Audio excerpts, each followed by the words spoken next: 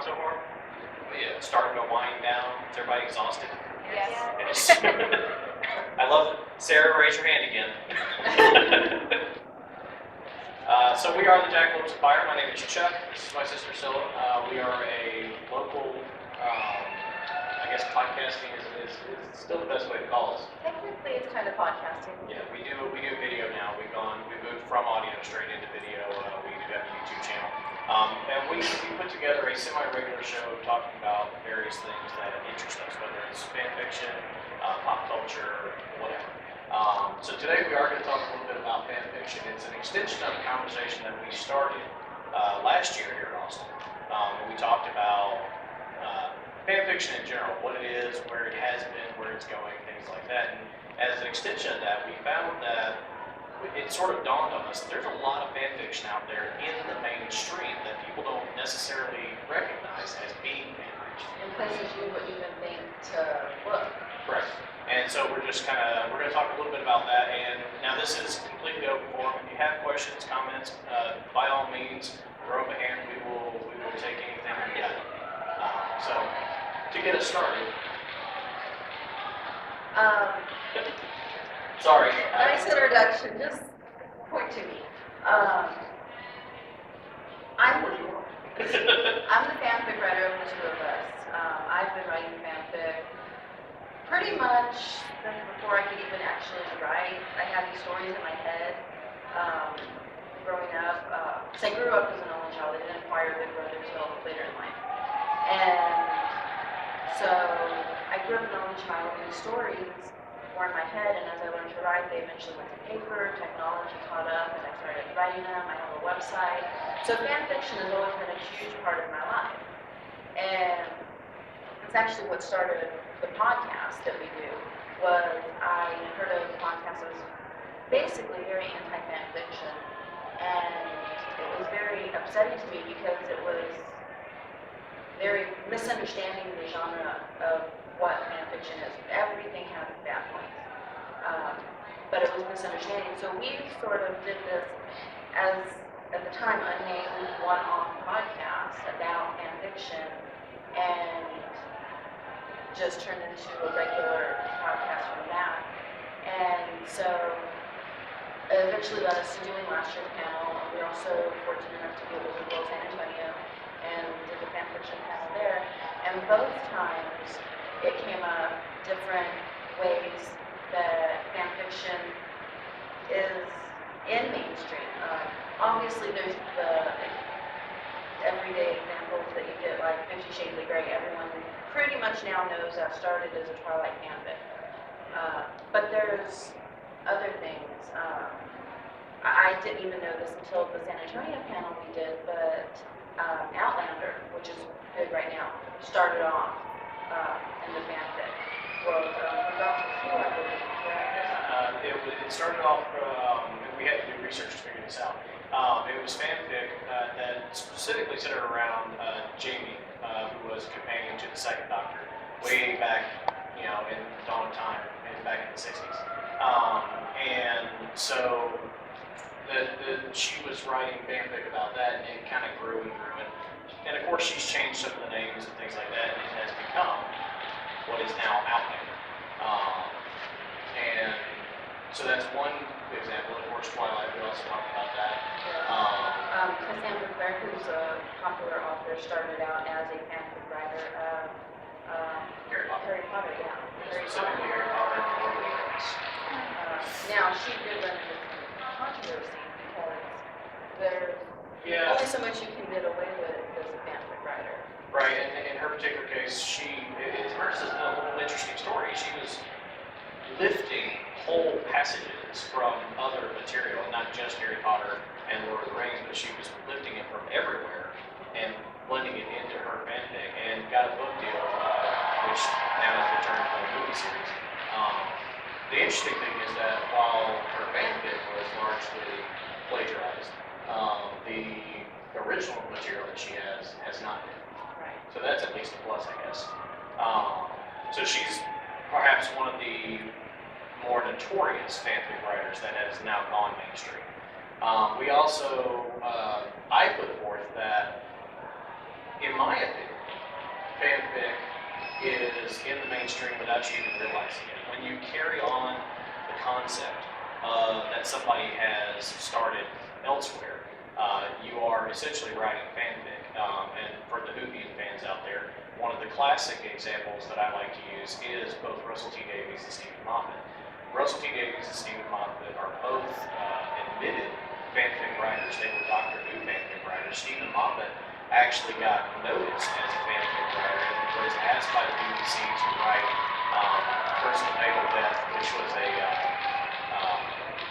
Red Nose Day. It was what's the charity event? It's not Children of Need, it's something else. But anyway, it's a charity event that the BBC was participating in one year in the late 90s, and he wrote this little 3-part sketch, essentially spoofing Doctor Who.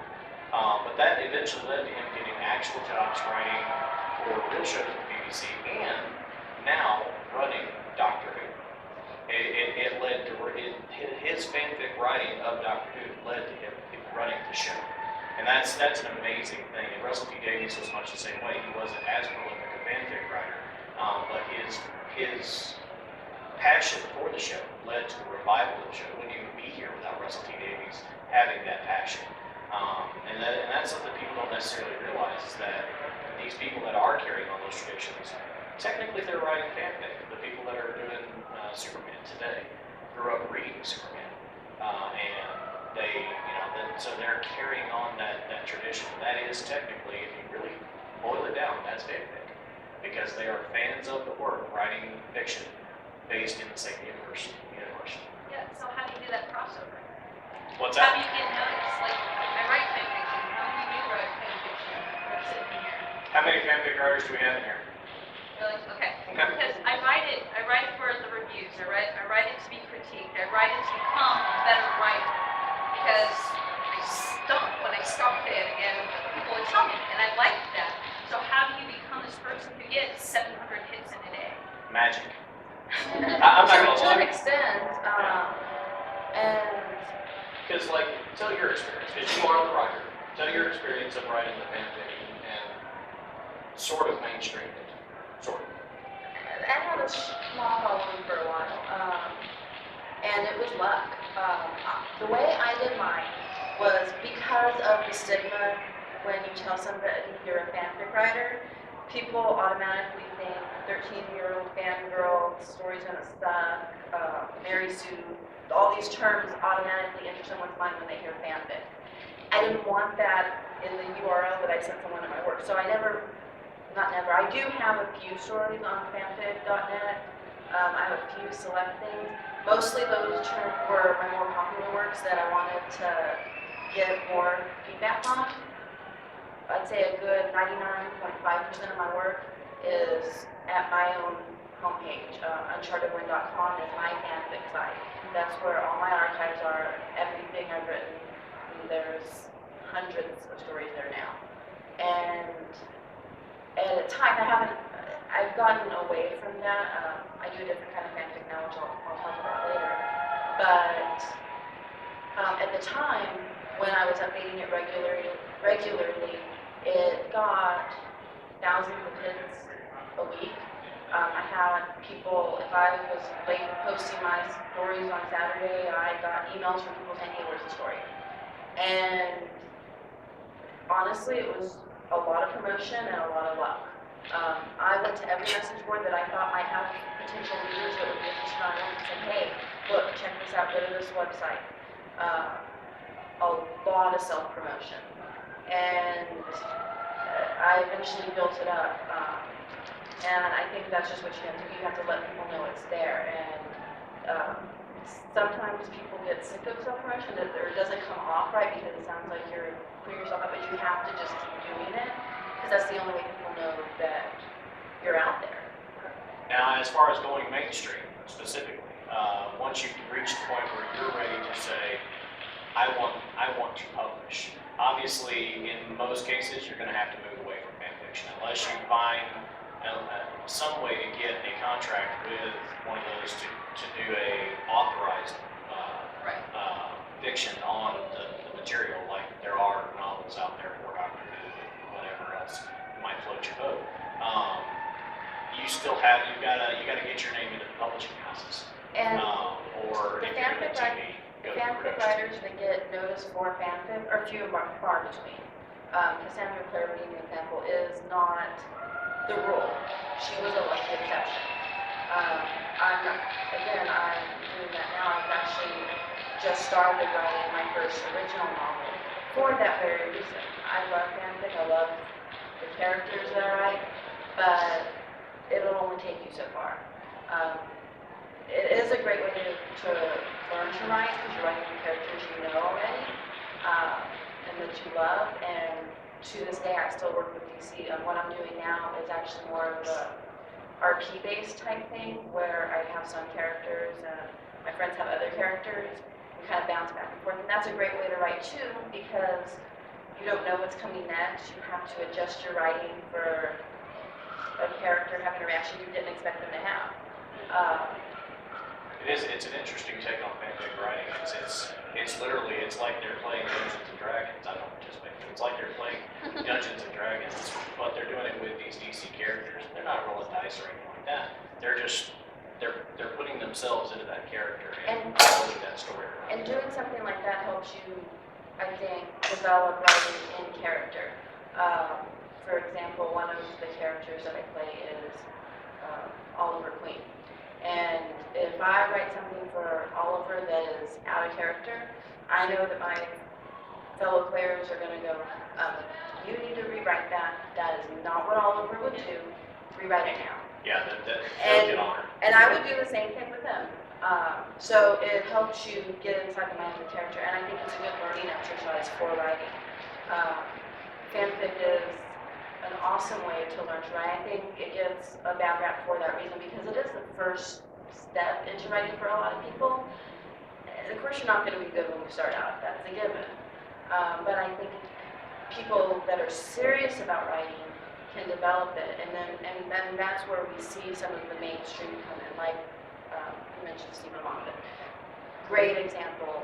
He built from fanfic into what eventually was occurring. He's doing Doctor Who now, which is kind of a fanfic work since that's where he started. But he's done a lot of other stuff like Yeah, he did a lot in between. Yeah, coupling, yeah, the British series got. which is all original work and quite good. So it's a starting point. Yes.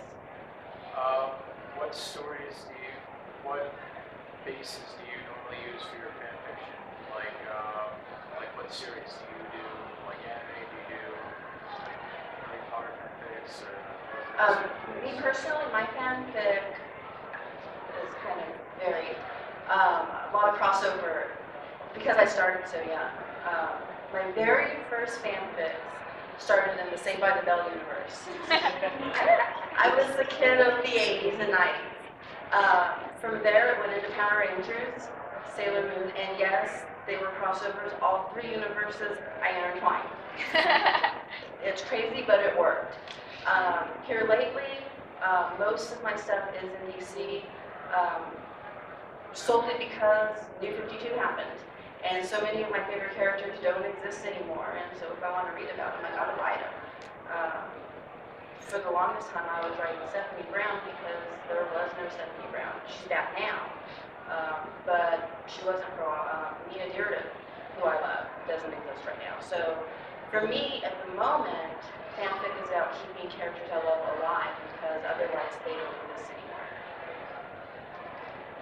Any other questions? A close family member of mine got a major following on fanfiction, major, to the point where it took over their entire life. I'm wondering how you balance that, because actually she felt this obligation to her fans, this love, this devotion, and then it reached a point where she couldn't finish the series, so she walked away.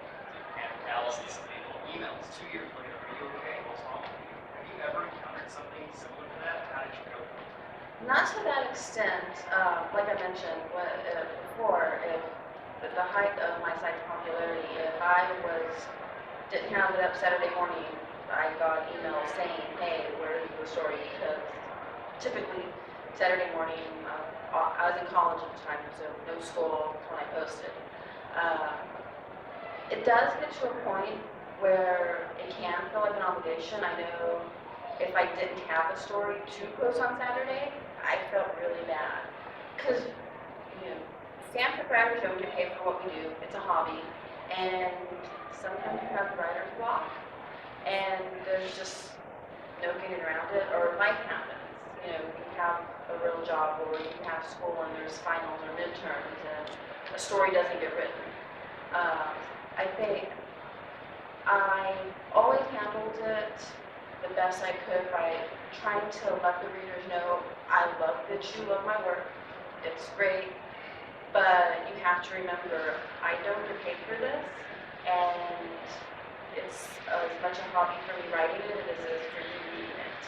And I think sometimes you forget that there's a person on the other side of that computer.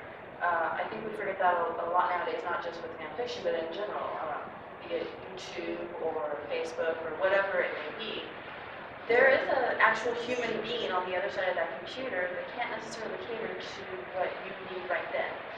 And I think when you explain that to people, they're usually pretty receptive about it. They forget, you don't think about it. If they really want you to put it out there, they'll start paying you for it. It's like, here, I will donate to you so you can focus. So that's the follow-up, is when you're working and living in someone else's universe and dedicated to that universe, that was the line that she had to draw, where she said, I want to do my own thing, and I am tied to this. All of my creative energy goes into animation. And she had to make a very tough decision, and it sounds to me like she probably made the right one. She Absolutely. cut ties with the one that was, for lack of a better term, pulling her down. Because I think that no matter what you do, and again, I'm not a fanfic writer, she's the writer, I'm the reader. But I have other things that I personally am passionate about, but if I feel an obligation to do it, it's less fun for me. I do things because I enjoy doing it. And our JOF TV is, you know, the one thing that I love doing. But when it starts to become a chore, I start to resent it. And so I have to take a step back and go, okay, let's reevaluate. And that's when we start going, okay, how can we change things up to make this less of a chore and more enjoyable for us again? Right. So I guess that would be my question. I would be one of her callers who would look, tell me where I can write a book. I mean, because there's some writers on fanfic.net that are just astounding, like. Right, and you question, why haven't you? I have. I've moved written into a message mainstream? saying, yeah, why aren't you writing? Because some of them are just using the names of the characters, but they are writing their own stories. And some of them have put all their stories down, and they are being published, and they will post links to their website. So what other websites are there? That's what I don't understand. I'm on fanfic.net. I know there's Archive of Our Own, which I don't like for some reason. I don't know if it's a setup or whatever. I don't like it either. It's designed weird. Right. So what website did you use that you were updating your own, and how? I know there are blogs out there that people will follow and read fanfic stories just because these 40 women said they're good stories. The internet is a wide open space, and a lot of times stuff gets found because it's stumbled onto. Like my website isn't actually tied to fanfic in any way other than the fact that there's fanfiction on it, but you would never know it by the URL. I had to go to message boards and put the name out there for people to know, hey, this is here and this is what it is. And Self-promotion. self-promotion. And a lot of it is just finding the sites that are out there, because they are there. Their communities are there, and sometimes they're hidden in little pockets of the internet. That's where Google comes in handy, and different search strings. Sometimes just changing a few terms will give you a whole new list of Google results, Yeah. and just going through them and finding where you fit in. Also, and something that's sort of newer to that scene is social media. Yes. Take advantage of social media, Facebook, Twitter, Instagram, whatever. Don't be afraid to use a hashtag. That's something that somebody else said just recently to me. Don't be afraid to use a hashtag. It is a tool to help people find you, because a lot of traffic won't be because of what the content of that tweet or Facebook post or whatever it is. It's because because of that hashtag. Yes. Because when you hashtag YOLO and somebody goes, oh, let's see what's going on with YOLO today, that's going to go, oh, okay, let's see what that's about. So obviously make your hashtags relevant to what you're doing. Don't just randomly put them out there. But don't be afraid to use social media. Although, with that being said, I think I would probably lean towards having a unique account for your fanfic as opposed to your personal account. Separate the two so that you have a distinct life. You know, because like we each have our own social media, but then Jack Loves a Fire has a social media account because that, or several actually, because that's our channel for getting the word of the Jack Loves out there. But as we like to call it, but that is separate from what I have to say to my friends and family. So, but yeah, definitely social media is the best way to go right now for self-promotion. And like she said, you know, back in the day, message boards, and those are still around. They're still a great way to do it. Sharing your materials on fanfic.net or whatever website you happen to be on. Even if you're hosting your own site like you did, you know, on charterwind.com, even if you are hosting that on your own site, sharing it on the other sites that are driven towards what you're doing, whether it's fanfic or podcasting or whatever, then that's going to be the way to go, is to help get your name out there. Right? Somebody else's go-tos, it's okay. And that's what it is in fanfic or anything else. It's who you know, networking. Finding someone that likes your work, that's willing to spread the word. And once the word is spread, if what you're doing is quality, people will keep coming back and spread the word further. Absolutely. I mean, if you tell 100 people and one of them starts reading your work, then that's one more person that wasn't a day ago. Exactly. So you keep doing that. That's the way self-promotion works. You hit everybody. It's not an overnight process. I was had my site for a year or two before I had any actual substantial traffic on it at all. It was just, you gotta just keep at it. Yeah, It's persistent. Any other comments right now? All right, what's that? Okay. So you talked a little bit about comic books being fanfic. Yeah, that one got mixed reviews last time. Yes. Some people don't necessarily agree with that stuff, and that's okay. Everybody's entitled to their opinion. My view on that, and kind of as an extension of people like Stephen Moffat and Russell T Davies, the comic creators that are out there right now, the ones that are not creating new stuff, the ones that are carrying on those traditions that have been handed down throughout the decades. In my opinion, that is also a type of fanfic, because chances are these guys were, you know, they are fans from an early age, most likely. They got into comics because they love to write, they love to draw, whatever. And so they grew up writing about these characters and living vicariously through these characters. And so that led to them eventually seeking a job in the industry. And, you know, they hit that brass ring, that one character that they wanted to write for all those years. Kevin Smith, who is as most of you probably know, a huge comic book nerd, grew up reading these stories, and he, after years of trying, finally got to the point where he was actually writing for comic books. He calls that moment, the moment, I think specifically it was the Green Arrow series that he wrote, Quiver. He called that moment his most successful moment. And that's years after he had done Clerks, Chasing Amy, and Mallrats, and all the others. So all these movies, which is what put his name out there, that to him, that was partially just a stepping stone so that he could do what he really wanted to do, and that was write comic books. And then he actually did create characters. Right. For it. He's the one behind Mia Dearden. Yeah, he created Mia Dearden. So he actually created characters for the universe that he loved. Yeah, absolutely. And that other people then loved as well, you know, because like you're a huge fan of Mia. I love Mia. Yeah. So that's one of those things. people don't necessarily recognize fanfic when they see it because it doesn't have that stigma of calling it fanfic. Exactly. And that's The term fanfic has the stigma. If you step back and look at it as writing, some of it's very quality stuff. absolutely. Now we asked for a show of hands. How many people are writing fanfic now? There we go. Are y'all, those of you who are writing, are you self-publishing on your own site? Are you going to fanfic.net? Fanfic. Fanfic.net? Fanfic.net? Fanfic. Is anybody not using fanfic.net?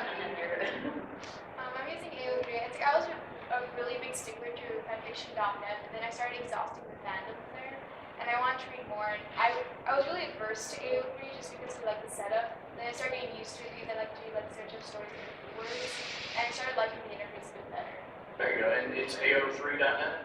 It's Archive of Our Own, but it's Archive. like AO3. Gotcha. That's another place where we're starting to see fan fiction. You can actually sort of sell certain fan fiction. Yeah, this blew my mind when you mentioned this to me. You can sell fanfic. That's weird. Yeah, when you say it like that, it's like, what? Amazon actually has licensed specific fandoms. I don't know all of them off the top of my head. I know Pretty Little Liars is one that kept coming up when I was researching it. But essentially, you write your fanfic for the property they've licensed. No crossovers or anything. You stick in that property, publish it through Amazon, and then you get a percentage, a small percentage, of what it sells for. There's some catches to it though. Starting with once you publish it, they pretty much own it. So if, using Pretty Little Liars as an example, if you had an original character in a fanfic you wrote and published it, and those producers said, oh hey, I actually really like that, let's use that character. They don't have to compensate you any further. They don't have to credit you as a creator of the character. They own it.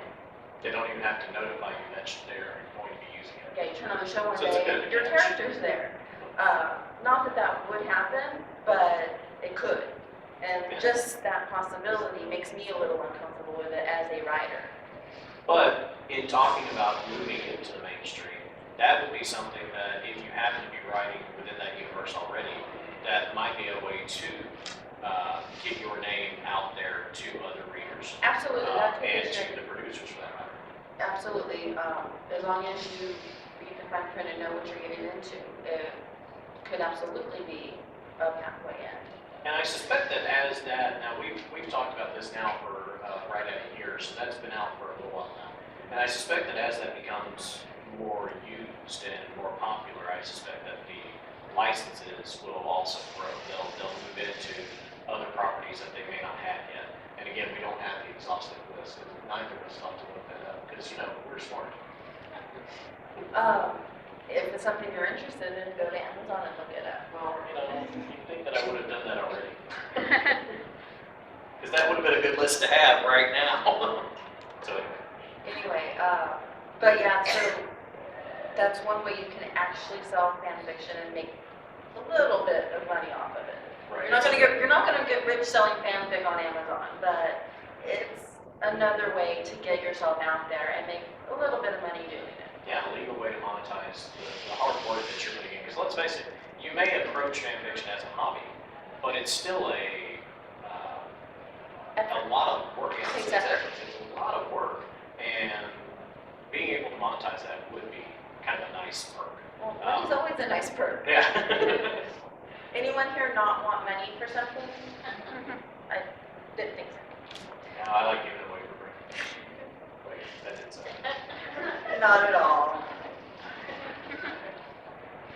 Feel free, more questions. We'll take them all. Go. Okay, so I'm not really familiar with your writing, but I was wondering if you find that people, like, you get more readers based on the type of fan fiction it is, like, not the theme or fandom that you're writing, but like, do you find that you have more readers for crossovers, or more readers for canon stuff, or more readers for things with original characters? Because I've been really scared to do any original characters, because I've seen so much hate for original characters that I just have stayed away from it. That is is a great question for me because most of my popularity actually came from an original character, which blew my mind because I expected hate. But it started out, everything started from this character's point of view, and she was never Mary Sue, she was never meant to be me in any way. She was just.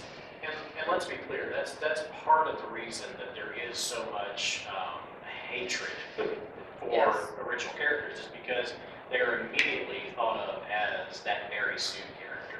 Right. That, you just inserted yourself into this story. And we won't get on to Willoughby because I still don't think that, or not Willoughby, Wesley Crusher, because I still don't think that's true. But anyway, but that's why original characters are sort of frowned upon when it Right. comes to fanfic. But if it's written well, then even an original character can draw a large following. Which is what happened with me. My original character is the focus of my stories, and she somehow ended up having her own following. I had people commenting on how well-rounded she was, or she wasn't all good. I actually got a death threat for my character once, which initially freaked me out because I was in college and I'm getting a death threat for a character, a very graphic death threat of how they wanted to kill this character because they disliked her so much. And while it initially freaked me out, then I stopped and thought, like, that's a pretty strong reaction that my writing pulled out of somebody. That's still kind of cool. I'll take it. So I think as far as original characters, you have to treat them like any other character. Again, the Mary Sue, you don't want to do anything where it's uninteresting to read, but if you treat it as any other character where there's flaws, there's personality, there's character development, and it's interesting, people are going to read it. Again, like you said, the hate comes from original character that's uninteresting to read, unnecessary to the story. And then, yeah, you're obviously, who wants to read a character like that? If it's not interesting to read, why? Also, and this is me, again, not a writer. I'm creative in other ways. I don't care. You can have whatever opinion of me you want. If you don't like my original work or my stolen work or whatever it happens to be, I don't care. I'm doing it for my entertainment, and if you're entertained by it as well, that's great. I love that, and I respect your feedback. If you have constructive feedback on, okay, I didn't like this, and here's why. Okay, let me see if that's something that I can accommodate, because if you didn't like it, chances are somebody else did. But if all you're going to do is just put down my work, I don't need you. You can be hateful all you want. It doesn't really hurt me. So I think you have to have a bit of a thick skin when you're creating anything, whether it's fanfic, an original character, a completely original thought, whatever.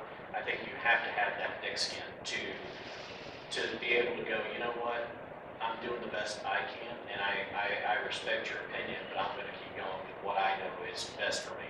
And that is a good point. Yes, I know, it's because I said it. Right, of course, you always make a point. When I started my website, it was for me. I started uncharted1.com because I wanted a place to put my work, and my hard drive crashes every now and again. I wanted a backup that I knew would always be there. So I started posting the work for me. I wrote the work for me. The fact that people liked it really was bonus. The more people that liked it, the more fun it was. But my writing, and even now, is for me. Most of the stuff I write today in the RP I was talking about is read by me and the other players. Every once in a while, I'll mention it to someone, and we'll get someone curious come by and read it. And that's cool. I love that because feedback's fun. I'm sure anyone that writes can attest it's fun to hear what people think of your work. Good or bad, it can be fun. But I think the best writing is the writing that you do for you. accept anything else as bonus. And once you've written something down, if you look at it and go, you know what, I did good on this, and you put it out there, just let it be free and let it go on. Don't get yourself down when somebody comes along, because let's face it, there are trolls out there. There are trolls, and you have to accept that everybody has their own opinion, and you're not going to please everybody. You're not going to write the perfect story that 100% of people that read it are going to love. That doesn't exist.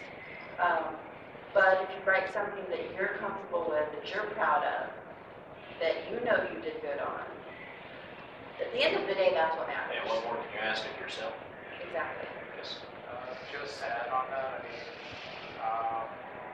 one of the things that I write is it breaks nearly half of all the general rules that most fanfic authors try to abide by, including,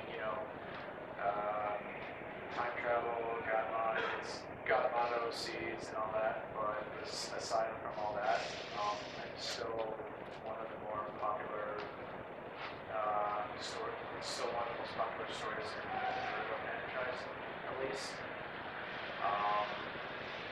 So it just goes to show that you can do it well, and at least pace it right. Make sure that you're not overdoing things in certain fields, that you can still get a solid following. Yeah, absolutely. You can break all the rules you want. It all comes down to what I said earlier. Is it well written? Are you putting the time and effort into making these characters and the stories that you're putting them into interesting? So that somebody like me, who again, I'm not a writer, I'm a reader, I want to be entertained. And so when I pick up a fanfic, and it doesn't matter what it is, whether it's a fanfic on Doctor Who, or an original story that somebody has written that is primarily a fanfic writer, or if I'm picking up the latest Richard Castle book, which, sorry, I love Castle. As long as I'm entertained, to me it doesn't care what label you slap on it. Yeah, a compelling story is a compelling story no matter how you want to label it. Right. And I think that's something that, and that's why I hate the term fanfic today, because it has become so stigmatized. And people who write it and are passionate about writing it, like several of you in here, y'all realize that it's not all crap. But somebody else, there's a lot of crap out there. Absolutely, no doubt. Let's be real. There's some useless dribble that's on the bookshelves. There's crap everywhere. It's just a matter of, if you take pride in what you do, then you're probably going to get a bigger following. If you're just putting it out there because it popped in your head, you wrote it down in 5 minutes, you may not get as good a result out of it. It is something you have to craft, and I think that's something to be aware of. Go. So what percentage do you think are people who actually go there just to read and not to write versus those who are there to read and write? Oh, I suspect it's about a 50-50 split. I would say that as well. I bet there's a lot of people who, like me, go to those kind of sites just to read, and aren't interested in writing it all. Yeah, there you go. See, be proud. That's all right. I saw this one first. It was interesting how you were talking about fan fiction. My art teacher, I read a lot of comics, and I always had these ideas for these characters. My teacher was like, why don't instead of you writing these, because one of the things when I was still in high school, I graduated a year or so ago. One of the things when I was still in high school, my teacher was saying, instead of drawing Batman and Spider-Man all the time, because when I was in art class, I had a very loose art class where basically your grade was determined by what you drew and how well you drew. And he said, instead of drawing these characters all the time, why don't you, in these stories you have, why don't you take these stories and do it with original characters and different concepts and make it your own instead of always drawing the same thing? Because he said one of the problems in today's world is that everyone always draws the same thing. They don't do really any new ideas. And I think that's probably pretty good advice. If you want to get your name and your style, whether it's drawing or writing or what have you, if you want to get it out there, doing something that's going to get somebody's attention is not a bad thing, and you can do that either way. You can do it by, let's face it, Jim Lee. You can be Jim Lee and be an awesome artist and drawing characters that have been around for 70 years, or you can be an awesome artist that's just trying to break into the business and draw something completely original that catches somebody's eye. You absolutely can do that. And it all gets back to taking pride in your work, regardless of what you're drawing, what you're writing, taking pride in crafting it well. That's what's gonna get you eventually noticed. And it's a long, hard road, no matter what your craft is. Nobody makes it overnight. It is a long, hard road. You have your, you hear about those overnight successes, but even like, we'll use an example, J.K. Rowling, she's completely an original character type, writer, but look how long it took her to get that first book recognized and published. It had been, the majority of the series had already been written before she got the first book published. So, that's something that people have to pay their dues over time. And the one thing you can't do is give up. Because the moment you give up on yourself, you'll never succeed. Anybody that quits will fail 100% of the time. Absolutely. So, Yes. Do you ever write stories that where you take canon characters and then write them purposefully out of character? And then what kind of reactions do you get with those? I've never done anything like that in the sense of like a series or anything. I've written specific stories within a series that may be out of character because it was a dream sequence or an alternate universe or something that fit within a larger story. But I'm very big on characterization, and I've always tried really hard to keep characters in character. So that's not really something that I personally have ever done. I think that'd be a great experience. I think you should try that. I think that could be fun. Okay. Is it difficult to characterize or write dialogue for characters that you yourself have not created? Depends on the character. Typically the characters that I write for, I research. If I'm writing, DC is a great example. I didn't know a lot about the DC universe when I first started. I did a lot of research from Wikipedia, the DC version of Wikipedia, a lot of different sources, a lot of asking Chuck, looking up in Google Images, finding panels of the character talking to see the way they phrase stuff. Lot of research. And if you look at anything on my website, it's very clear, other than just the fact that the stories are numbered. As you read through my work, you see a progression where my later work is much, much better and much more in character than the earlier stuff. Just simply because I grew as a writer over the, I guess, 5 or 6 years I maintained the site. And so I think a lot of it's research, and then a lot of it is just developing yourself as a writer. We've got time for one more. I want to comment on writing a character out of character, like out of canon. When I read stories like that, I really hate it when they do it like right off the bat. And it's more like if it's in the story or we do a backstory about like how the character got out of character, out of the canon, then it's presented more like nicely. Than if it's just like right off the bat, like just one sentence explaining and then that's it. That's one way to do it. Yeah, you can make it. In your particular experience, you're finding that it's a little bit better when it happens over time, or there's a good backstory to explain why. Some sort of natural character development that leads to that direction. Yeah, That and makes that's a good way to approach it. Yes. I kind of like the idea of just saying, just one day going, you know what, today Bruce has got this kind of attitude, and see where that goes. But then we can have something like Man of Steel, where I feel like that's licensed work, and I felt Clark was very out of character, and I didn't much like it. So writing out of character doesn't really work in my opinion. She doesn't like the Man of Steel. I think Clark's very out of character in that movie. I think a lot of it has to do with your fandom too. I tried it in Harry Potter, got Oh yeah, no. bad Yeah. feedback on that. But Twilight was your target. just forgiving. Don't you know? You can do Don't anything you touch want that. with them. Oh, yeah, don't mess with Brian. Oh, that's what I was gonna say. That car accident yesterday, still very much.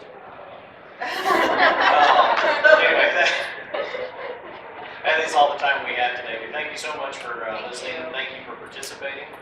JackLopesFire.com if you have any questions, comments, concerns about what we talked about here, or you want to get a feel for what we've done previously and what we may be doing in the future, by all means, take a look. We are on YouTube as well. Thank you so much. Thank you very much. Y'all have a great rest of